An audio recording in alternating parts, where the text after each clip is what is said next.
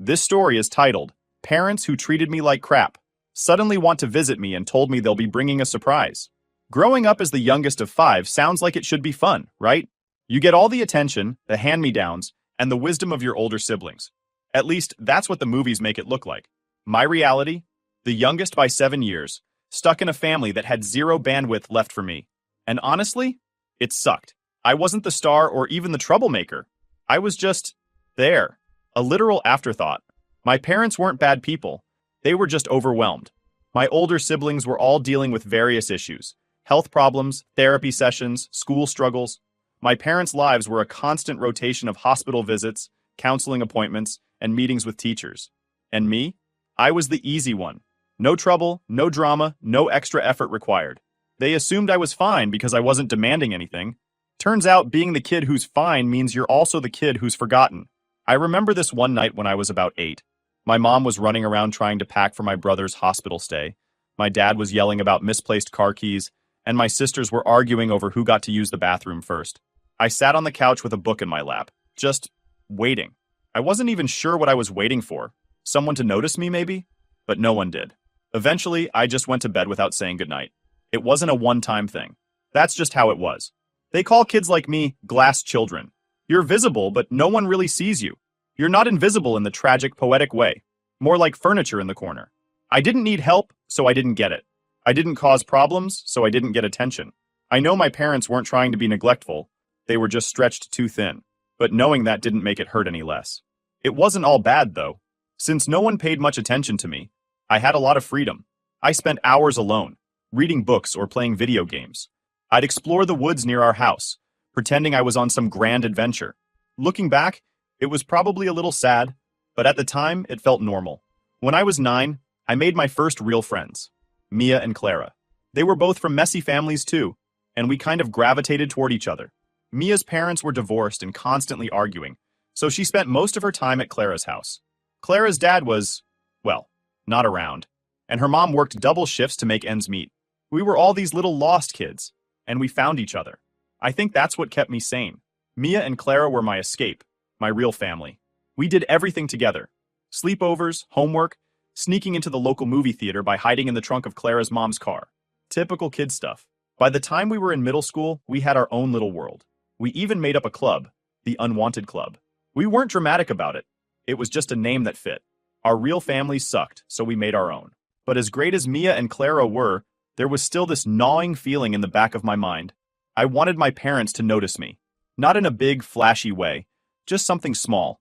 Like, hey, how was your day? Or, what book are you reading? But those moments never came. I remember once I got a perfect score on my math test. I ran home, excited to tell someone. But the second I walked in, I saw my mom on the phone with the school counselor about one of my sisters. I quietly put the paper on the fridge, hoping someone would notice. No one did. By the time I hit high school, I'd stopped trying. I wasn't angry, just resigned. If they didn't care, why should I? I poured all my energy into school and my part-time job at the library. I loved working there. It was quiet, and no one expected much from me. Plus, it meant I didn't have to be home. My parents barely noticed I was gone most of the time. I think they assumed I was at Mia or Clara's house, and they were probably right. I started staying out later and later, testing the limits, but no one ever said a word. One time I got home at midnight, and the house was completely dark.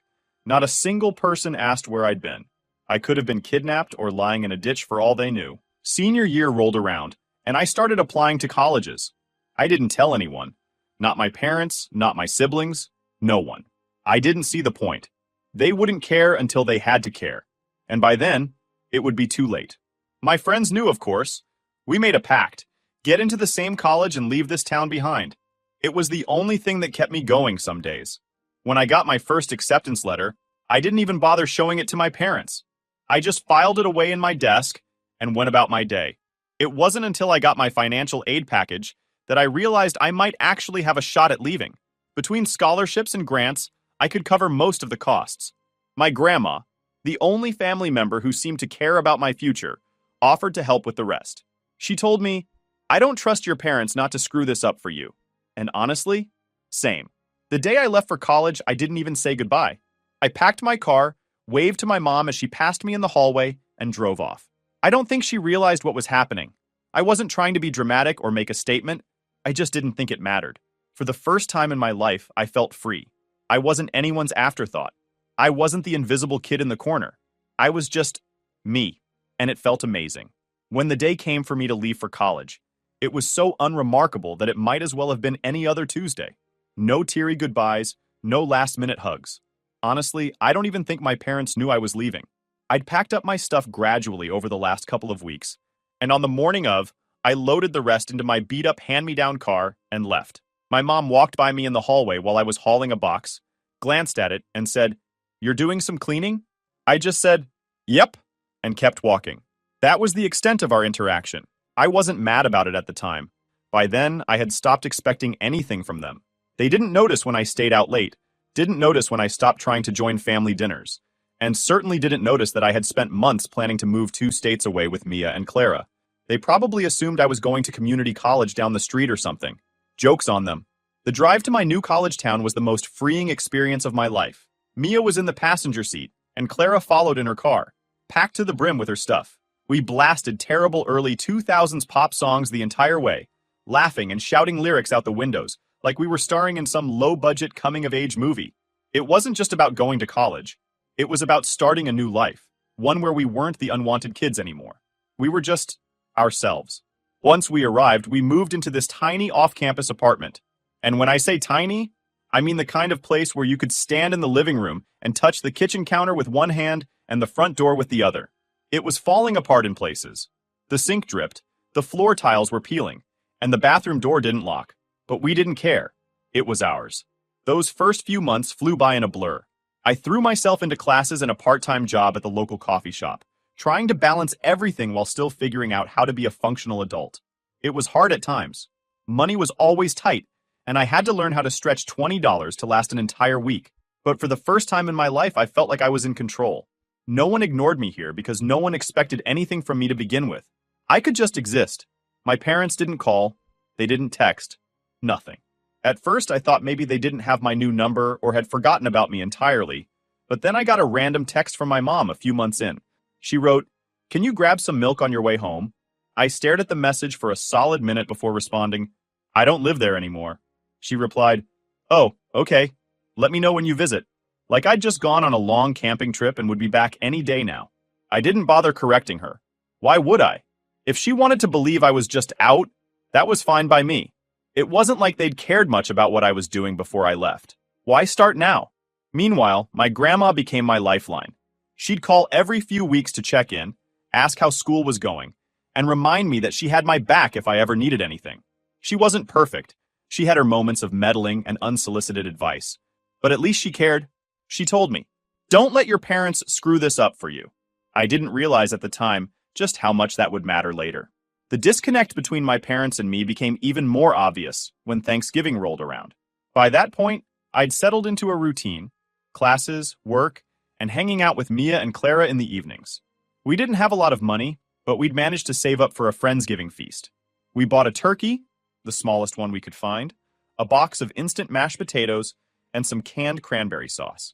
It was nothing fancy, but it was ours. We even made terrible paper decorations to hang around the apartment. 2 days before Thanksgiving, my mom called me. It was the first time she'd called in months, and I almost didn't pick up because I figured she was butt dialing me or something. But curiosity got the better of me, and I answered. "Hey, what time are you coming for Thanksgiving?" she asked, completely out of the blue. I blinked. I didn't know you guys were doing anything for Thanksgiving." "Well, we weren't sure, but we figured it'd be nice to have the family together for once," she said, like it was no big deal. "So, what time can we expect you?" "I already have plans," I said, glancing over at Mia and Clara, who were sorting through our tiny pantry to see if we had room for more snacks. "I'm hosting a thing with some friends." There was a long pause, and then she said, "Oh, I guess that's fine. It's just, I was really looking forward to seeing you." That one sentence hit me in a weird way.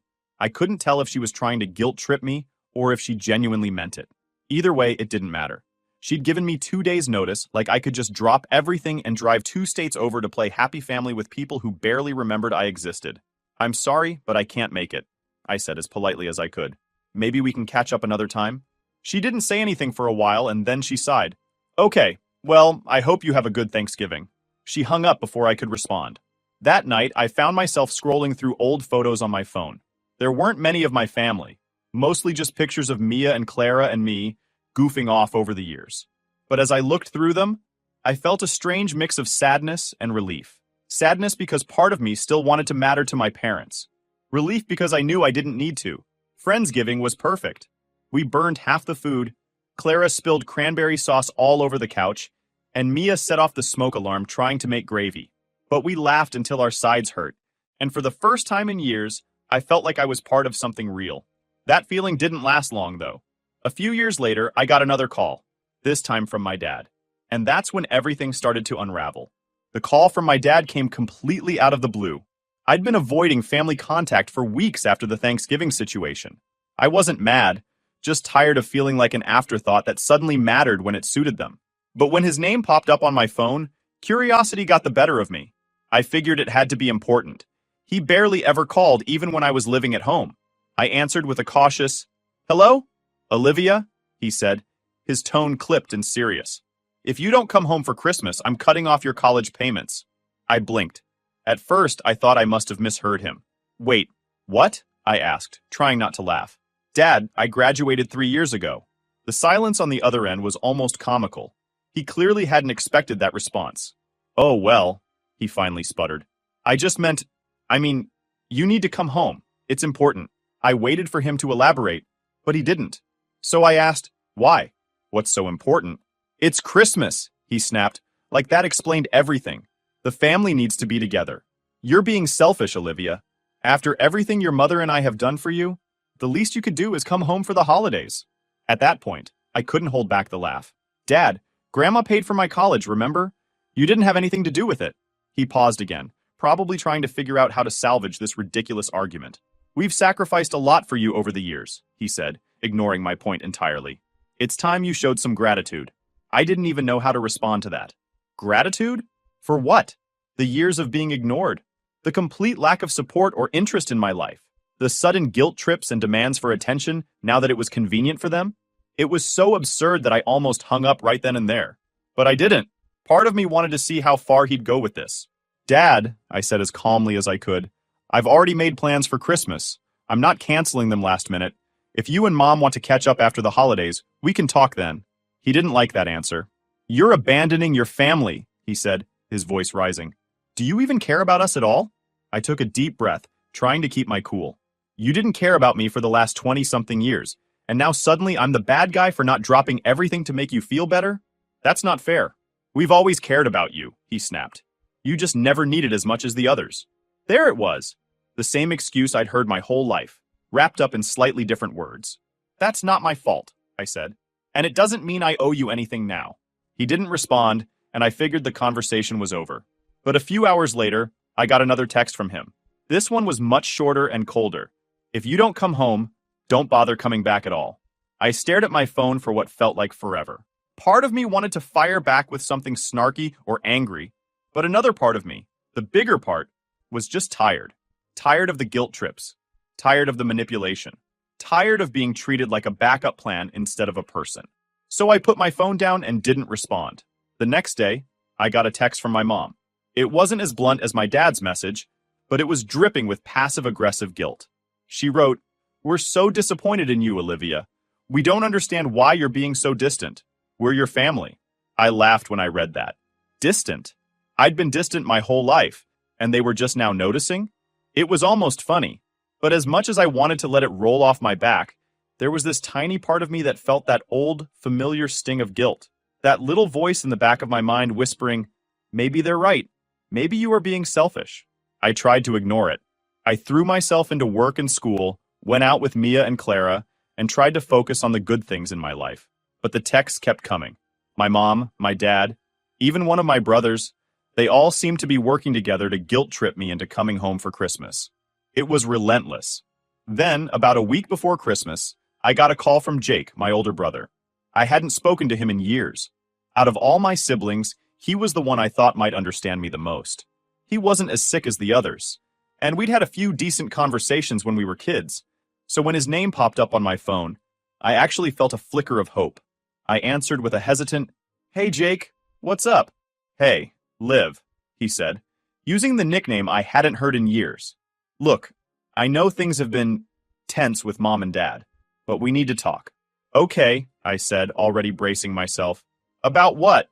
There was a long pause before he finally said, they've been talking about making you the legal guardian for one of the boys. My heart dropped. What? You're the only one who's really stable, he said, like it was the most logical thing in the world. The rest of us, well, we've got our own issues. Mom and Dad think you'd be the best choice. I couldn't believe what I was hearing. After years of barely acknowledging my existence, they wanted to dump this massive responsibility on me?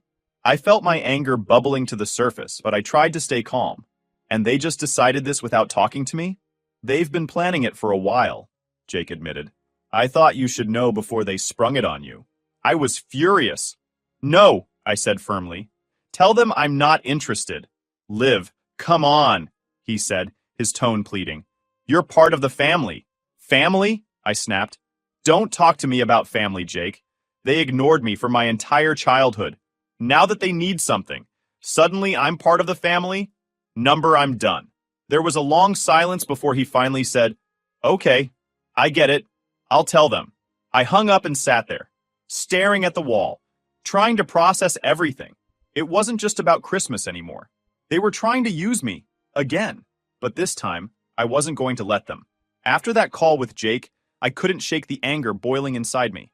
I mean, who just decides that someone's going to become a legal guardian without even asking them? It wasn't a casual favor they were requesting. It was my entire life they were trying to hijack. I replayed Jake's words in my head over and over. You're the only one who's really stable. Oh, now I was the stable one? Convenient. For years, I was invisible to them. They didn't care about my good grades, my part-time jobs, or even when I left home without a word. But now that I'd managed to build something for myself, I was suddenly the responsible one, the stable one, the one they could count on to clean up their mess. It was infuriating. I didn't respond to Jake for days. What was there to say? I knew he wasn't entirely at fault. He was just the messenger. But that didn't make it any less insulting. Meanwhile, the texts from my parents kept coming. My dad sent another one-liner. Don't make us regret trusting you. Trusting me? They hadn't trusted me with anything my entire life, but now they wanted me to take over their responsibilities? I wanted to ignore them, but the messages made it impossible. My mom sent long, rambling texts about how family sticks together and how they'd sacrificed so much for us kids. Sacrificed? For who? Because it sure as hell wasn't for me. I didn't respond to her either. I couldn't. Every time I started typing something, the words just felt inadequate to explain how much they'd hurt me over the years. Then, about a week later, I got another surprise. My mom showed up at my apartment. It was a Saturday morning, and I just sat down with a cup of coffee to binge a new show on Netflix. When I heard the knock on my door, I assumed it was Mia or Clara coming over unannounced, like they usually did. But when I opened the door, there was my mom, standing there with this strained, almost desperate look on her face. Mom? I said, blinking in disbelief. What are you doing here? We need to talk, she said, brushing past me like she owned the place. I was too stunned to stop her. She walked into my tiny living room, looked around at my mismatched furniture and cluttered coffee table and said, This is where you live? Yes, I said, crossing my arms. And I like it. What do you want? She sighed, sinking onto my secondhand couch like she was carrying the weight of the world on her shoulders. Your father's health is getting worse, she said quietly. He's in and out of the hospital, and we don't know how much time he has left. I stared at her, trying to process what she was saying. I wasn't heartless. I didn't want my dad to suffer. But the timing felt so calculated. I'm sorry to hear that, I said cautiously. But what does that have to do with me? Her eyes filled with tears, and for a second I felt a pang of guilt. But then she said, We need you to step up, Olivia. Your brothers need someone to take care of them when we're gone. There it was. The real reason she'd come. It wasn't about reconnecting or apologizing for the years of neglect. It was about finding someone to clean up the mess they'd created. No, I said firmly. I'm not doing it. Olivia, please, she said, her voice trembling. We're desperate. Jake can't handle it, and Sarah has enough on her plate. You're the only one who... I'm the only one who what? I snapped, cutting her off. The only one who managed to get out and build a life for myself? That's not my fault. You and Dad made your choices. You chose to focus on everyone else and ignore me. Now you want me to fix everything? I'm not your backup plan. Her face crumpled, and for a moment, I thought she might start crying again. But instead, she said, "We did the best we could. You don't understand what it was like, raising 5 kids, dealing with all the stress, the bills, the appointments. And that's my fault?" I interrupted. "You had 5 kids. You made that choice. Don't guilt me for your decisions." She stared at me, stunned into silence. I don't think she'd ever heard me talk to her like that before. Growing up, I'd always been the quiet one, the agreeable one. But I wasn't that kid anymore. "I'm sorry that things are hard for you right now," I said, softening my tone just a little. "But I've spent my entire life being invisible to this family. I'm not going to let you drag me back into it now, just because it's convenient for you." Her expression shifted then, from desperation to anger. "So that's it?" she said, her voice shaking.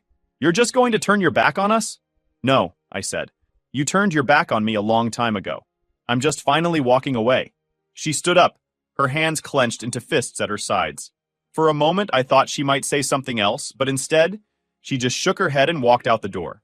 I stood there for a while after she left, staring at the empty space where she'd been. I didn't feel triumphant or vindicated. I just felt tired. Mia and Clara came over later that afternoon, and I told them what had happened. Clara, as always, didn't hold back. "Screw her," she said. "They don't deserve you." Mia was quieter, but she nodded in agreement. "You have to protect yourself, Liv. You've worked too hard to let them drag you down." They were right, of course. But even with their support, I couldn't shake the guilt completely. I'd been conditioned my whole life to believe that family came first, no matter what. Letting go of that mindset wasn't easy, even when I knew it was the right thing to do. A few days later, I got a letter in the mail. It was from my mom. She must have written it before the visit, because it was full of the same guilt-tripping nonsense I'd heard 100 times before. How much they'd sacrificed, how disappointed they were in me, how I was abandoning the family. I crumpled it up and threw it in the trash. I was done. Blocking their numbers felt like a breath of fresh air. After years of being guilt-tripped and ignored whenever it wasn't convenient for them, I finally had control. I didn't have to wake up to passive-aggressive texts or brace myself for the next emotionally manipulative phone call. For the first time in years, I felt like I could just exist without the weight of their expectations suffocating me. But, of course, peace never lasts long in my family. It was a Saturday morning, and I was lounging in my apartment with a cup of coffee and a book. I'd turned my phone off the night before to give myself a break from the constant pings of notifications, mostly from distant relatives chiming in with their unsolicited opinions about family obligations. Apparently, my mom had made the rounds, spinning her story of how I was abandoning everyone. I wasn't even surprised anymore. When I heard the knock at the door, I assumed it was Mia or Clara dropping by. They did that a lot, especially after my mom's surprise visit earlier that week. So, without thinking, I called out, "It's open," while flipping the page of my book. The knock came again, louder this time. Weird. Mia usually barged in, and Clara would have texted to let me know she was on her way. I sighed, setting my mug down, and shuffled to the door, still in my pajamas. The second I opened it, my stomach dropped. There she was, my mom again, standing on my doorstep like she'd just popped over to borrow some sugar. "Mom?" I said, my voice sharp. "What are you doing here, Aegean?" She didn't answer right away. Instead, she gave me this strange smile that didn't reach her eyes and said, "Can I come in?" "No," I replied flatly, crossing my arms. "Whatever you want to say, you can say it here." Her face fell, but she didn't budge. "Olivia, I'm not here to fight. I just want to talk." I let out a frustrated sigh. "We've already talked. You showed up uninvited, dumped a pile of guilt on me, and then left. What more is there to say?" Her voice softened, and she clasped her hands together like she was trying to keep herself from breaking apart. "Your father's getting worse. The doctors don't think he has much time left." There it was, the card she'd been waiting to play. The "your father is dying" card. I should have seen it coming, but it still hit me like a punch to the gut. I wasn't heartless. I didn't want my dad to suffer. But after everything they'd put me through, I couldn't just drop everything and rush to their side. That part of me, the part that would have sacrificed anything for their approval, was gone. "I'm sorry to hear that," I said carefully, keeping my voice steady. "But this still isn't my responsibility." Her eyes widened like I'd just slapped her. "How can you say that? He's your father. And I'm his daughter," I shot back. "The one he ignored for 25 years. The one who wasn't worth noticing until he needed something." "That's not fair," she said, her voice trembling. "We did the best we could." "Did you?" I asked, my anger bubbling to the surface. "Because from where I'm standing, it looks like you chose to focus on everyone else and left me to fend for myself. And now, because I actually managed to build a life for myself, you're trying to drag me back into the mess you created." That's not my fault, Mom. Her face crumpled, and for a moment, I thought she might cry. But instead, she straightened up, her expression hardening. So, that's it? You're just going to turn your back on your family? I stared at her, feeling the weight of her words settle over me. No, Mom. You turned your back on me a long time ago. I'm just finally walking away. For a moment, she didn't say anything. She just stood there, staring at me like she didn't recognize the person in front of her. Maybe she didn't. The Olivia she knew, the quiet, obedient girl who never caused problems, was gone. This Olivia wasn't going to bend over backward to please people who'd never cared about her in the first place. Finally, she shook her head and muttered, I don't even know who you are anymore.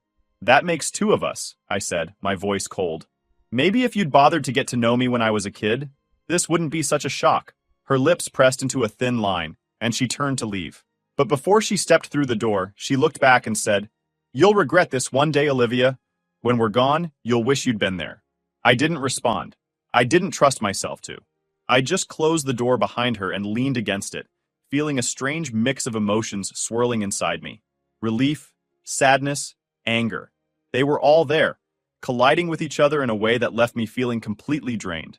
Mia and Clara came over later that day, and when I told them what had happened, Clara was furious. She has some nerve, she said, pacing the living room like she was ready to fight my mom herself. I swear if she shows up here again, I'll handle it. Mia was quieter, sitting beside me on the couch with a look of concern. Are you okay? She asked. Yeah, I said, though I wasn't entirely sure it was true. It just feels final, you know? Like this is the last straw. That's because it is, Mia said gently. You've done everything you can, Liv. They made their choices. Now it's time for you to make yours. She was right. For years, I'd let their guilt and manipulation control me, even when I thought I was free. But this was my breaking point. I wasn't going to let them take any more from me. Later that night, I blocked my mom's number, along with my dad's and Jake's. I even went through my social media accounts, tightening up my privacy settings and blocking anyone who might try to intervene on their behalf. It felt drastic, but necessary. For the first time in my life, I wasn't just surviving. I was choosing myself, and it felt like freedom.